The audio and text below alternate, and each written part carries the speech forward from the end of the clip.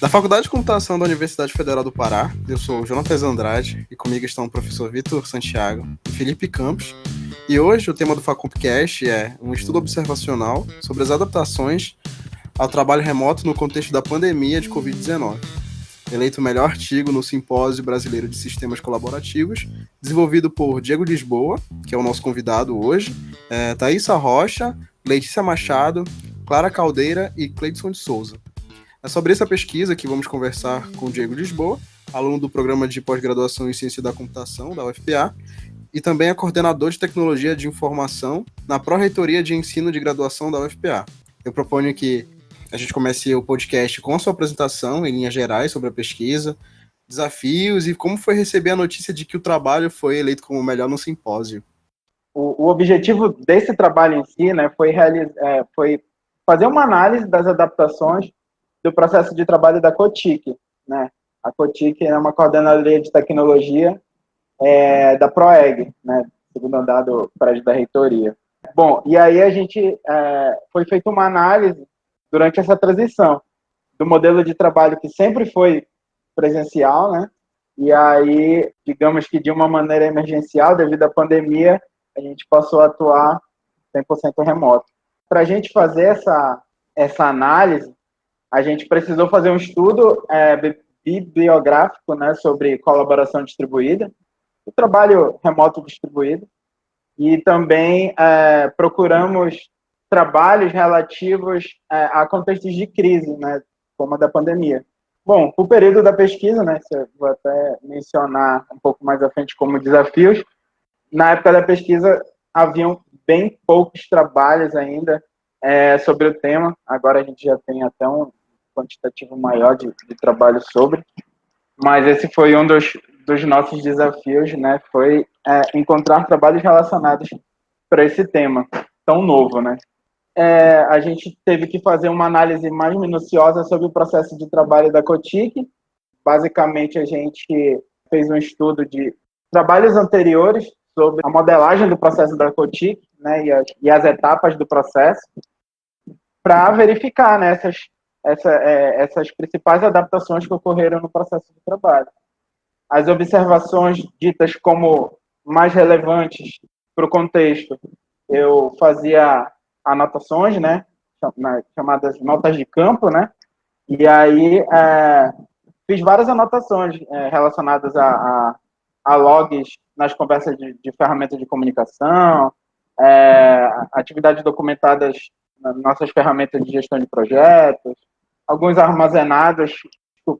artefatos armazenados, né, nos nossos repositórios, e feedback de reuniões, né, reuniões com os stakeholders, né, reuniões com a equipe, nossas reuniões de retrospectivas, e posteriormente, né, foi pego essas principais considerações referentes a esse período de estudo e foi comparado, né, as adaptações realizadas, as adaptações observadas, elas foram comparadas com a literatura de sistemas colaborativos. E aí, a partir dela, né, nós podemos linkar as adaptações e os desafios observados com informações da literatura também. Em relação aos desafios, os principais desafios, bom, a gente pode dizer que realizar uma pesquisa acadêmica no ambiente real da indústria, né, já é um desafio por si só. E também uma questão que a gente teve que alinhar foi adequar, né, esse emocional de continuar trabalhando, né, e realizando pesquisas em meio a esse ambiente pandêmico. E assim, falando em relação ao sentimento, né, de ter sido escolhido como best paper do SBSC, bom, para a gente que é estudante, né, só o fato de ter o trabalho aceito numa conferência relevante para a nossa área já é uma grande alegria, né? Agora, ter tido esse trabalho, né, escolhido como best paper, foi uma emoção muito grande.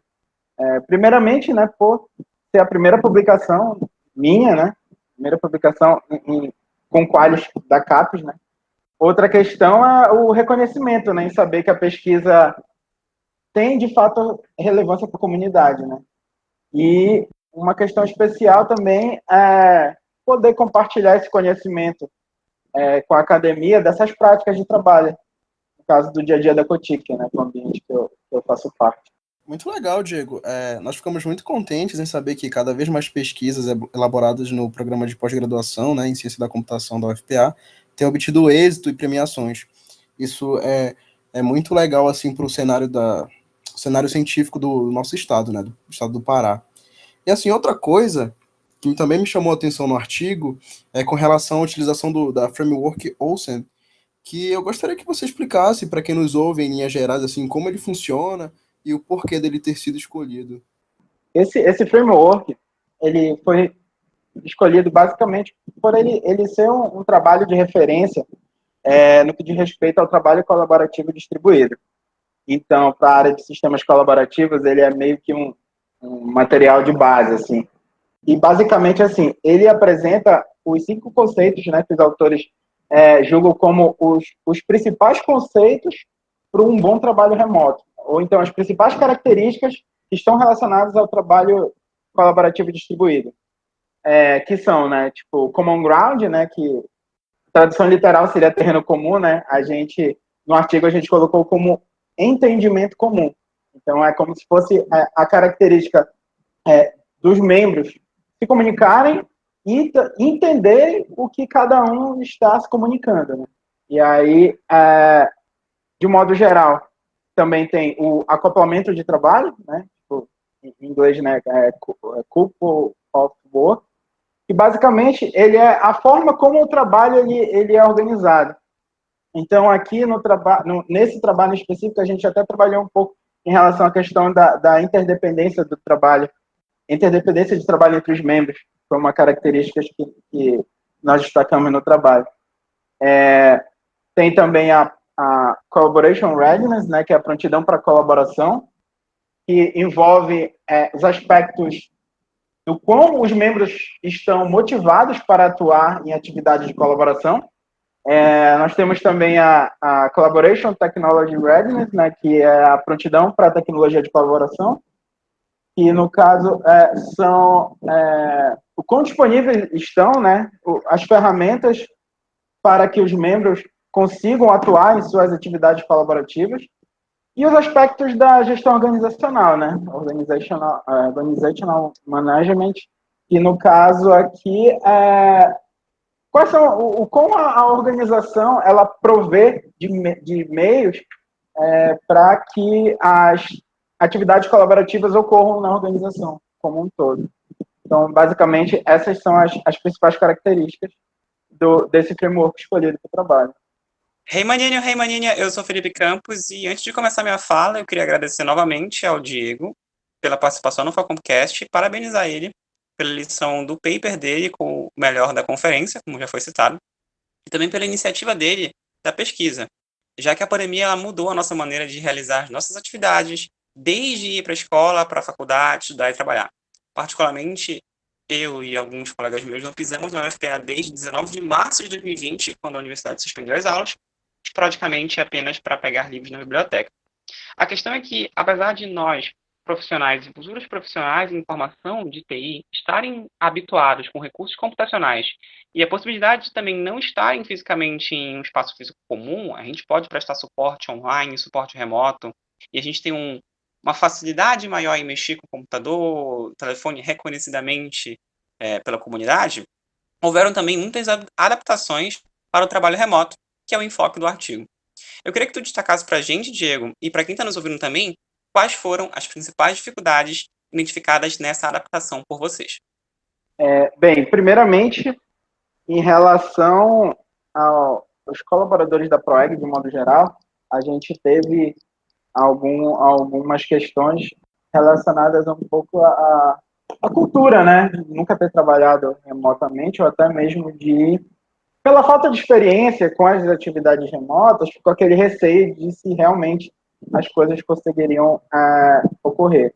Isso falando de um modo geral, né? Então, a gente teve, principalmente nos momentos iniciais, algumas dificuldades de conseguir agendar as nossas reuniões remotas com os stakeholders, né? E com alguns gestores que a gente precisava validar algumas questões técnicas, né? A gente precisava levantar também alguns requisitos e esses tipos de reuniões, assim, esse tipo de agendamentos remotos, a gente teve uma dificuldade um pouco maior nesse período inicial. Também em relação durante as reuniões, né, na questão da utilização de algumas ferramentas, né, alguns colaboradores, né, tiveram algumas dificuldades de utilização dessas ferramentas. E aí a gente teve que acabar fazendo essas reuniões com uma calma maior, né, apresentando melhor a ferramenta, boas práticas de uso de determinadas ferramentas. Já em relação à equipe, né, aos membros da equipe, né, a gente teve alguns desafios que foram, inclusive, apontados, né, no trabalho, e, inclusive, a gente acabou destacando algumas características de cada um dos conceitos do framework do ISOSC. Então, digamos que em determinados momentos, né, as equipes elas estavam, digamos assim, centradas em alguns assuntos, né, em algumas reuniões que as pessoas às vezes nem percebiam, mas tipo a grande parte da reunião acabava sendo feito com as câmeras desligadas. Bom, boa parte do objetivo, né, da questão, os membros do time acabavam executando essas tarefas, né, normalmente dessa forma. Só que aí a gente acabava vendo que em algumas retrospectivas eram levantadas algumas questões em relação a entendimento de algumas coisas, ou em relação até mesmo a sentimentos que a pessoa estava passando em determinado momento, mas que para a execução daquela tarefa ali, tipo, assim, parecia que a pessoa estava de boa. E aí a gente acabou vendo, né, que um desafio da não utilização do recurso da câmera ligada, a gente acabou perdendo a questão das características visuais, né, das expressões faciais, e aí, de repente, isso a gente viu, inclusive, na literatura, que são importantes para a comunicação também. Muitas das vezes, apenas pela expressão da pessoa, a gente sabe se ela entendeu aquilo direito, ou se ela está num bom momento para falar sobre determinado assunto ou não. E a questão de infraestrutura também. Um caso específico lá do nosso setor, a grande maioria dos membros são bolsistas, né? Só sou eu e mais o Fabiano, que somos servidores, e nós não tivemos, digamos assim, aquele apoio financeiro para montar um ambiente adequado para o trabalho remoto.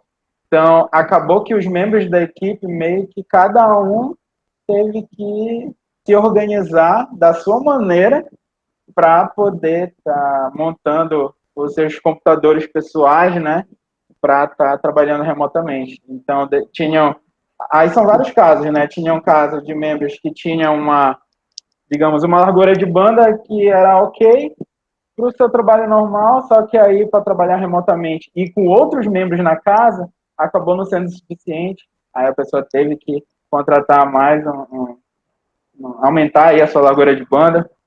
Outros membros que acabaram atuando em determinados horários, pois na sua casa só tinha um computador que era compartilhado com outras pessoas que tinham aula ou então trabalhavam, e aí, digamos que as pessoas tinham que se organizar lá na casa, e aí a pessoa só podia colaborar em determinados momentos.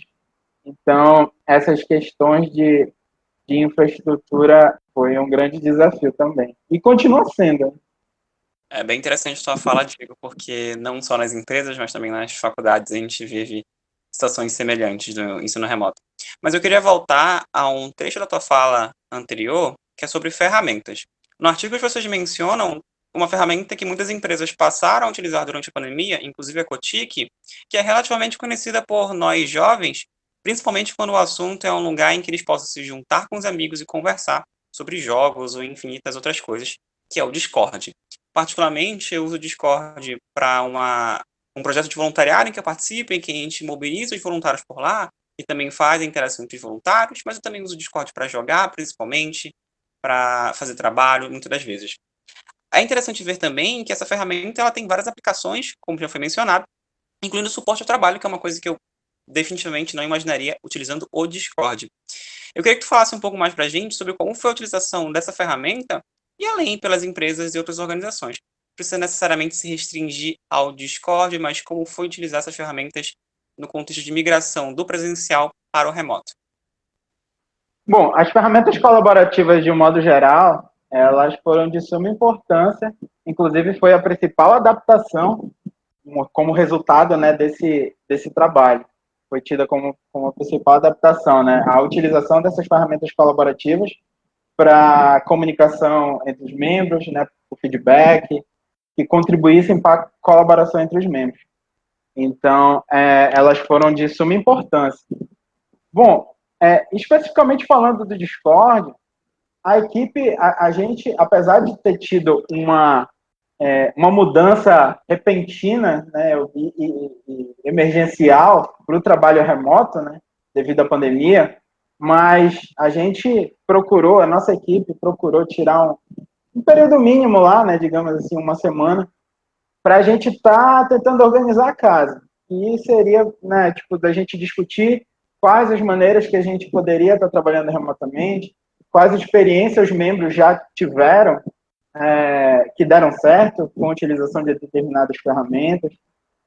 E aí a gente tentou pegar o feedback, né, de todo mundo para que a gente elencasse, né, algumas ferramentas e algumas boas práticas para a gente utilizar na Cotic. E dentre essas informações, os membros atuais da Cotic tinham já estavam ambientados com o Discord. Muito do que você falou, né? Questão de jogos e também outras dinâmicas que as pessoas já utilizavam o Discord. E aí, basicamente, um dos membros apresentou em formato de Lightning Talk, né? Tipo uma mini apresentação lá pra gente, dos recursos do Discord. A gente já viu que o Discord já tinha uma atualização que a gente achou interessante, que era a questão de compartilhamento de tela e tudo mais.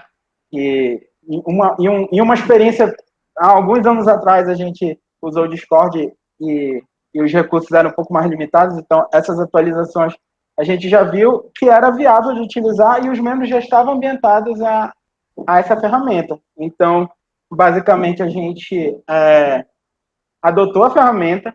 Essa ferramenta, ela especificamente foi utilizada pelos membros do time, né? A gente chama do Scrum Team, né? Que eram os membros que desenvolviam, né, as tarefas na Cotic, né? As tarefas de user stories da Cotic. Bom, e basicamente eles utilizaram essa ferramenta, a gente dividiu em canais de comunicação na ferramenta Discord.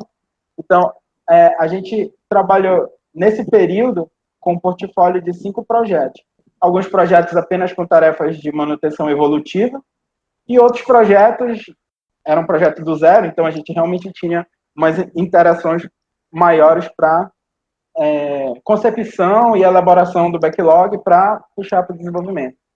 Então, basicamente, os membros se comunicaram bastante em relação a tarefas de desenvolvimento nessa ferramenta, com esses requisitos específicos em cada canal do seu projeto, do seu determinado projeto, e a gente tinha um canal de socialização, digamos assim. Digamos que foi um canal que a gente chamou de Topic Off, que era um canal para os membros conversarem, né, para os membros compartilharem conhecimentos sobre qualquer informação, não necessariamente relacionada ao trabalho, né, às tarefas de trabalho. E também para dúvidas de configuração de ambiente, essas questões mais específicas, ou até mesmo para algum débito técnico de modo geral, a gente tinha também canais de suporte técnico, que eram nossos canais de help. E aí os membros também poderiam fazer uso desses canais para estar trocando, se ajudando, né, na execução das tarefas.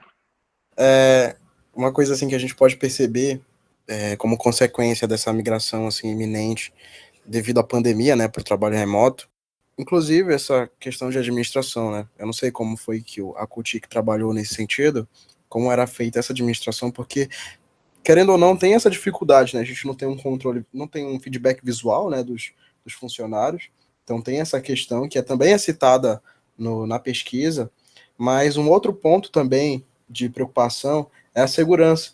Então, nesse contexto, eu queria que você mencionasse, né, você destacasse quais foram quais foram os cuidados em relação à segurança que foi adotado durante essa migração para o trabalho remoto, né? Assim, basicamente, questões mais específicas relacionadas, assim, algumas atividades mais sensíveis, a gente só conseguia utilizar com o uso da VPN, né?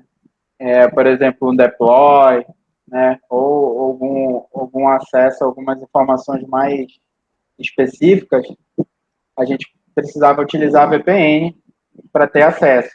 E aí, assim, a gente procurava ter essa preocupação da questão do acesso aos documentos, e de procurar compartilhar, né, algumas informações. A gente utilizou o G Suite, né, da Google, pelas contas institucionais. Até o que motivou foi até a própria, digamos assim, o CETIC estava divulgando treinamentos e cursos sobre a questão de migração das contas para o G Suite. Então, a gente aproveitou que já conhecia, né, e boa parte dos membros e dos colaboradores da Proeg já eram ambientados com suas contas Google. Então, a gente aproveitou para meio que padronizar esses compartilhamentos e construção de materiais colaborativos pelo G Suite. A gente procurava restringir, né, acesso a determinados documentos por lá. O nosso versionamento de código, né, a gente utilizava o GitLab, né, lá no nosso grupo específico da Cotic, lá para o nosso portfólio de projetos.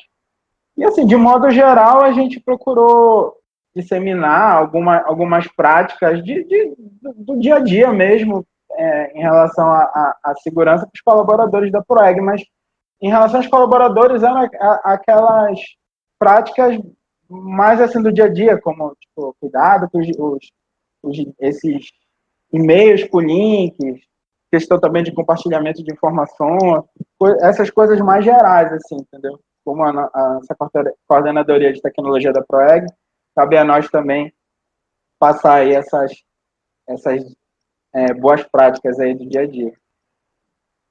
Diego, no artigo é citada a importância da colaboração entre os indivíduos que compõem um determinado grupo de trabalho, né, no âmbito de desenvolvimento de software. E, em função disso e do cenário atual em que estamos vivendo, quais são os estados dessas relações? Pensando nas dificuldades para um desenvolvedor que trabalhou integralmente com feedback presencial, mas que no início da pandemia precisou migrar para o contexto remoto. Isso realmente foi um ponto importante nessa adaptação da rotina de trabalho. A gente tinha, anteriormente, nosso trabalho era 100% presencial, né? Então, a gente verificou, tipo, a manutenção das práticas ágeis foram importantes. Das nossas cerimônias, de retrospectivas, a gente acabou vendo que inspeções mais frequentes, principalmente para esse período de adaptação, elas se tornam necessárias. Por mais que muitas das vezes a gente acaba tendo aquela sensação de no final do dia de estar mais cansado, né, de participar de intensas reuniões, né, e às vezes a gente passa um dia participando de 5 reuniões, 6 reuniões, e o tempo para a produção em si, por exemplo, os membros de desenvolvimento acaba sendo mais curta, mas assim, nesse período de transição, essas inspeções mais frequentes, elas são importantes. Principalmente porque cada pessoa é uma pessoa, ou seja, cada pessoa tem a sua forma de lidar e tem o seu tempo de se adaptar. Então, é difícil a gente generalizar de tal forma que os membros, digamos assim, a gente acabe deixando, por exemplo, adote uma ferramenta, aí tem parte da equipe que ainda não se ambientou com aquela ferramenta. Então, cabe sim a gente fazer uma inspeção, né, mais específica em relação àqueles membros, para ver o que a gente pode fazer para eles estarem se ambientando melhor. Então, algumas práticas ágeis de programação em par, as nossas retrospectivas, as nossas reuniões diárias, elas acabaram contribuindo para essa ambientação. Essas práticas ajudaram a diminuir.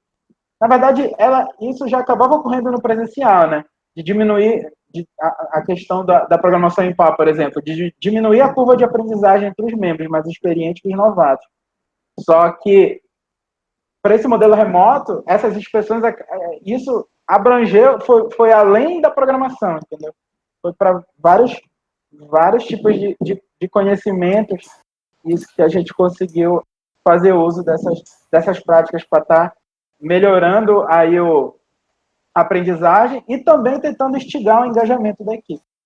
Ótima descrição aí, Diego, de como que foi esse processo, mas a minha pergunta ela vai um pouco mais adiante, no sentido de que quando a gente fala de práticas ágeis, o contato ele é muito importante, né? Ter feedbacks contínuos é muito essencial, né?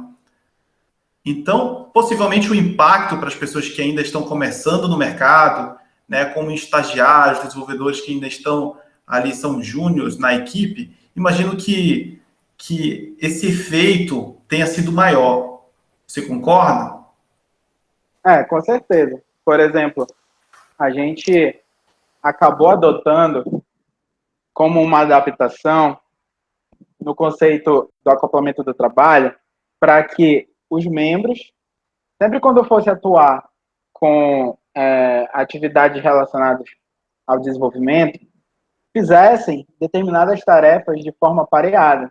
Isso sendo feito, assim, foi justamente uma ação para tentar minimizar essa curva de aprendizagem, só que também a gente até tem no artigo que a gente verificou como um desafio que isso sendo feito constantemente, os membros mais experientes acabavam sendo um pouco mais desgastados, porque, digamos assim, a gente tinha aquelas demandas que talvez exigiam uma complexidade a mais de ser desenvolvidas, mas o nosso processo, os membros acabavam, assim, focando mais nessa questão de alinhamento, né, com todos os membros, do que propriamente executar determinada demanda.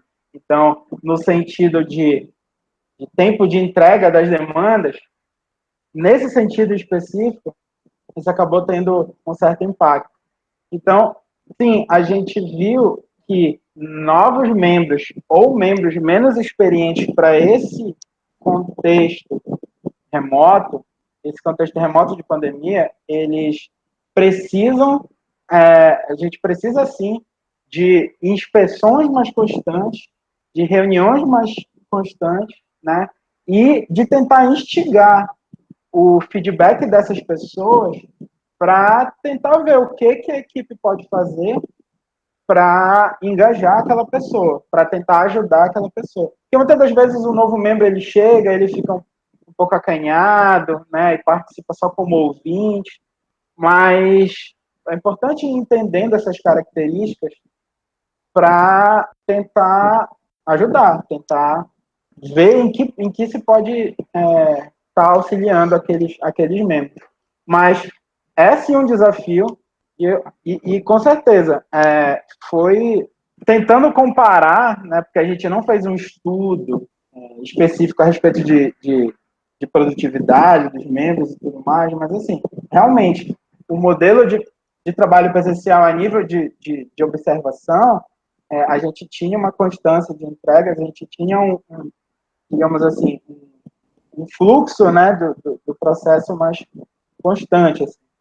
Realmente, com a adaptação, a gente diminuiu o ritmo e a gente verificou, sim, que essa transição ela acaba sendo um pouco mais delicada quanto mais for a quantidade de membros, de novos membros ou membros menos experientes na equipe. E aí tem também a questão de sempre tentar ter a visão de equipe, né? Porque nesse sentido a gente realmente tenta prezar a questão de colaboração, porque se a gente só tiver aquela pessoa muito experiente que vai executar, que já está, digamos, que a gente usa o nosso termo, né, é safa, e ela vai fazer tudo aquilo sozinha, beleza, vai manter a cadência de entrega, porém aquilo vai ficar centralizado nela. Então, a gente não vejo como uma boa prática, principalmente para essa transição remota, manter essa questão. Né? Realmente tentar, claro, cada empresa tem seus desafios, mas tentar manter uma rotina, né, uma cultura colaborativa na organização. Acho que é uma boa prática aí para essa transição. Diego, fazendo uma reflexão sobre isso e levando para as atividades de ensino, seja em cursos superiores ou no ensino nas escolas, acredito que todos os professores e alunos sentem falta, né, de contato visual. Das minhas turmas, por exemplo, sempre falo para deixarem as câmeras ligadas e no final os microfones. Até desligo a gravação para eles ficarem mais à vontade. Mas percebo que muitos alunos, que talvez por estarem sobrecarregados de atividades, né, e muito tempo na frente do computador, não possuem mais tanta disposição. E todos os meus colegas professores na faculdade tiveram que se adaptar ao ensino remoto.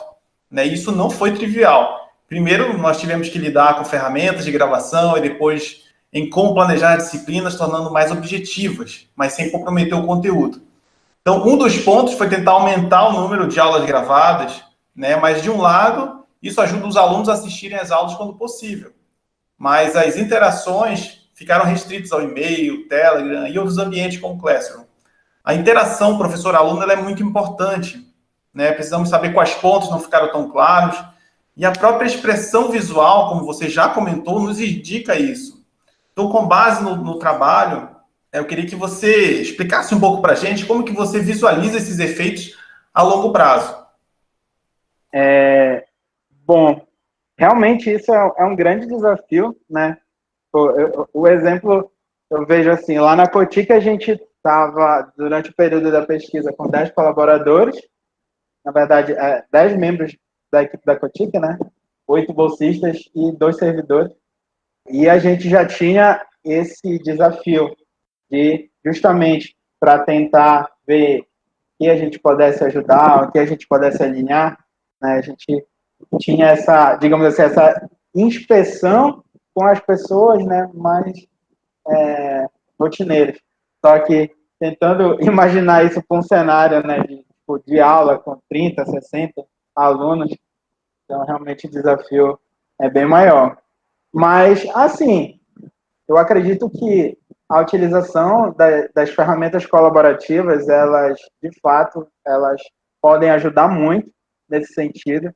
Inclusive, eu já tenho estudado aqui algumas outras ferramentas que podem, né, ainda contribuir ainda mais, né, com o trabalho colaborativo. A gente só não teve, digamos, ainda não fez os devidos testes e tudo mais para colocar no nosso processo de trabalho, mas sim, a utilização dessas ferramentas colaborativas podem ser importantes. Eu sugiro principalmente tentar fazer uso de ferramentas que tenham esse recurso da gestão visual, porque eu acredito que isso ajude os alunos e também os professores na hora de organizar as coisas e passar também as informações. Por exemplo, a gente utilizou o Trello. Para nós, isso foi uma ferramenta de suma importância. Mas tem outras ferramentas, como muita gente está utilizando o Miro, que também é uma ferramenta de gestão que dá para trabalhar com a questão da gestão visual. que muitas empresas utilizam nas suas dinâmicas e tudo mais. Então, essas ferramentas que possibilitem, né, essa interação, né, entre os membros, juntamente com essa questão da gestão visual, elas podem ir contribuindo, né, facilitando para a gente tentar estar mantendo, né, e otimizando o trabalho colaborativo, né, seja no âmbito da indústria, seja no âmbito acadêmico, mas, de fato, tentar alinhar, né, essa questão da utilização das ferramentas com feedbacks e alinhamentos mais constantes. E aí, assim, eu não sei se seria uma recomendação, né, tipo, teria que realmente fazer um estudo de caso, tanto que não entrou aqui no trabalho, mas tentar passar determinadas tarefas de forma mais lúdica, utilizando gamificação, por exemplo, isso pode instigar os alunos a estarem se querendo se aprofundar melhor, querendo instigar mais em determinados assuntos. Um outro ponto, né, que você comentou é que o home office, de fato, ele afetou homens e mulheres de forma diferente, né, na profissionais de tecnologia. Isso foi destacado por outro artigo elaborado com parte dos autores, em colaboração com pesquisadores da Fundação Getúlio Vargas, e apesar de afetar ambos gêneros de maneiras negativas, o distanciamento foi sentido diferente entre os profissionais. Entre as mulheres, o principal impacto foi relacionado à cultura do cuidado, né, com os filhos e com a casa, e entre os homens, a principal menção foi com relação à falta de um espaço físico reservado para o trabalho, que você já até comentou. Mas para você, Diego, qual o legado que as adaptações ao trabalho remoto nos deixam? Bom, eu acredito que a flexibilidade do trabalho, seja da carga horária de trabalho, seja da questão das ferramentas colaborativas que estão sendo utilizadas, eu acredito que nesse processo de adaptação, todo mundo teve que se ambientar, né, com algum tipo de ferramenta, ou utilizar de maneira mais rotineira, né, determinadas ferramentas que a gente, de repente, pode ter só visto uma vez ou outra, alguma coisa do tipo. Mas eu acredito que, em relação ao que o trabalho remoto vai deixar, seria essa adaptação a essas ferramentas colaborativas. E, no caso, especificamente do nosso estudo, seria a flexibilidade da carga horária de trabalho.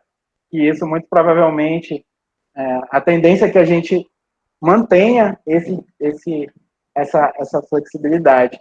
E também a necessidade de canais de comunicação para auxílio, suporte, e também a questão desses canais de socialização, né? E também feedbacks mais frequentes com os membros. Eu gostaria que você comentasse, Diego, sobre as futuras perspectivas e os desdobramentos da pesquisa que vocês trouxeram para a gente. O que vocês veem que pode ser um ponto de estudo futuro, o que a pesquisa olhou e, nossa, isso aqui é um ponto que merece um estudo só para ela.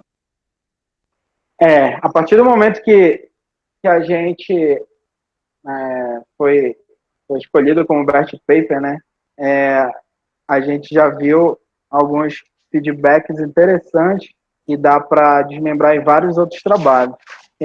De forma mais direta, assim, a gente está fazendo.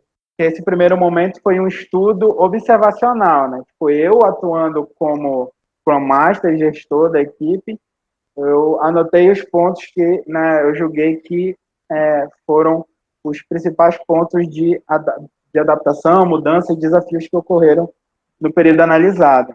E, posteriormente, agora, nós estamos fazendo rodada de entrevistas com os colaboradores, para verificar, na visão deles, essas características.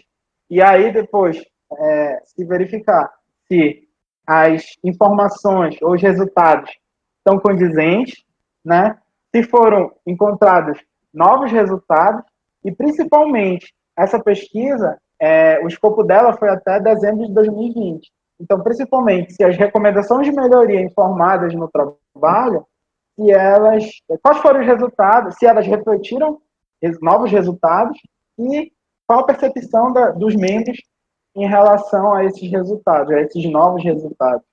Então, esse é um estudo interessante que a gente, na verdade, já está fazendo, né? Porque nós fomos convidados a submeter, né, o nosso trabalho com uma extensão, ou seja, tem que ter um quantitativo maior de conteúdo, citando esse trabalho anterior, no GIS, né, que é a revista da Sociedade Brasileira de Computação. Então, para isso, a gente já iniciou nessa rodada de entrevistas, e aí depois vai fazer a análise dos dados para estar fazendo essa submissão na revista. Mas, assim, também, em relação a esses feedbacks, essa pesquisa, ela gerou insights, por exemplo, para o dia 7 agora, a gente submeteu a pesquisa para um workshop europeu sobre o trabalho remoto. E aí ele vai ser, na verdade, o tema da pesquisa, né? O tema do workshop, desculpa, é sobre o trabalho remoto. Ele vai ser agora no dia 7 de junho.